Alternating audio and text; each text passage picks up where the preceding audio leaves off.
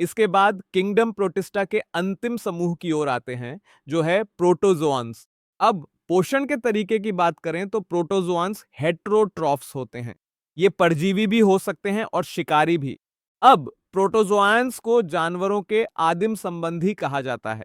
इन्हें 4 समूहों में बांटा गया है। पहला समूह है अमीबॉयड, दूसरा है फ्लैजिलेटेड, तीसरा है सिलिएटेड और चौथा है स्पोरोजोआंस। तो यह विशेष वर्गीकरण उस गतिशील अंग के आधार पर किया गया है जो उपस्थित होता है। उदाहरण के लिए अमीबॉयड प्रोटोजोआंस, इनमें छोटे छद्मपाद स्यूडोपोडिया होते हैं जो उपस्थित रहते हैं। फ्लैजिलेटेड प्रोटोजोआंस में फ्लैजिला उपस्थित होते हैं।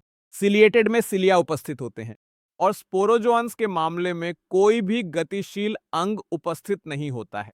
इस विशेष वीडियो में हम प्रोटोजोआंस के विभिन्न प्रकारों के बारे में बात करेंगे। तो प्रोटोजोआंस के 4 प्रकार होते हैं। पहला प्रकार है अमीबॉयड प्रोटोजोआंस, दूसरा प्रकार है फ्लैजिलेटेड प्रोटोजोआंस, तीसरा है सिलिएटेड प्रोटोजोआंस और चौथा है स्पोरोजोआंस।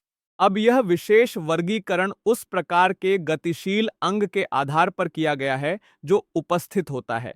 अगर हम अमीबॉयड की बात करें तो यहां स्यूडोपोडिया या झूठे पैर उपस्थित होते हैं। फ्लैजिलेटेड के मामले में फ्लैजिला गतिशील अंग होता है।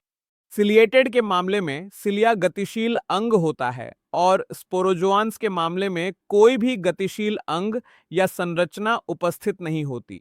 इसके बाद इन चारों प्रकारों के आवास की बात करते हैं।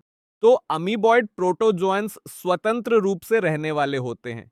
ये ताजे पानी, समुद्री पानी या नम मिट्टी में पाए जा सकते हैं और इनमें कुछ परजीवी भी हो सकते हैं। अगर हम फ्लैजिलेटेड की बात करें तो ये स्वतंत्र रूप से रहने वाले या परजीवी दोनों हो सकते हैं। सिलिएटेड स्वतंत्र रूप से रहने वाले और जलीय होंगे और स्पोरोजोआंस एंडोपैरासाइट्स होंगे।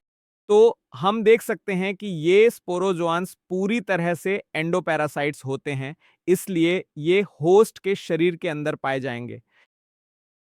अब हम किसी विशेष लक्षण की बात करते हैं जो इनमें मौजूद होता है। तो अमीबॉयड प्रोटोजोआंस के मामले में समुद्री रूपों की बात करें तो वे रूप जो समुद्र या महासागरों में पाए जाते हैं, उनकी सतह पर सिलिका की खोल होती है। अब उदाहरणों की बात करें, अमीबा एक बहुत सामान्य उदाहरण है। दूसरा उदाहरण एंटामीबा है। एंटामीबा परजीवी है और यह पेचिश डिसेंट्री का कारण बनता है। अब दूसरे प्रकार की बात करें, वह है फ्लैजिलेटेड प्रकार। तो फ्लैजिलेटेड में फ्लैजिला होते हैं और इसका उदाहरण ट्रिपेनोसोमा है। ट्रिपेनोसोमा परजीवी है और यह स्लीपिंग सिकनेस, नींद की बीमारी का कारण बनता है। तीसरा प्रकार सिलिएटेड है और इसमें एक कैविटी या गलेट मौजूद होगी। अब ये कैविटी या ग्लेट सेल की सतह के बाहर खुलेगी और चूंकि यहां हजारों सिलिया मौजूद होते हैं, इसलिए सिलिया की कतारों की समन्वित गति से पानी में घुला हुआ भोजन इस कैविटी या ग्लेट में प्रवेश कर जाएगा। तो यहां सिलिया यही कार्य करते हैं। सिलिएटेड प्रोटोजोआ का एक बहुत सामान्य उदाहरण पैरामीशियम है। स्पोरोजोआंस की बात करें तो ये एंडोपैरासाइट्स होते हैं और इनकी जीवन चक्र में संक्रामक स्पोर जैसी अवस्था होती है।